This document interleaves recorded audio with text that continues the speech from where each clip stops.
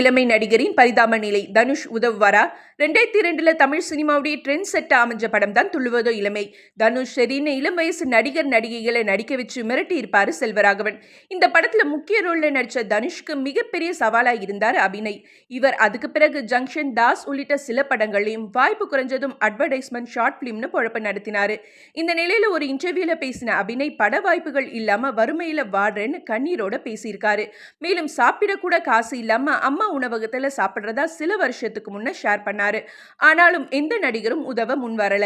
இந்த நிலையில அபிநய் உடல்நல குறைவு காரணமா மருத்துவமனையில அனுமதிக்கப்பட்டிருக்கிறதா போட்டோ வெளியாகி அதிர்ச்சியை ஏற்படுத்தி இருக்கு.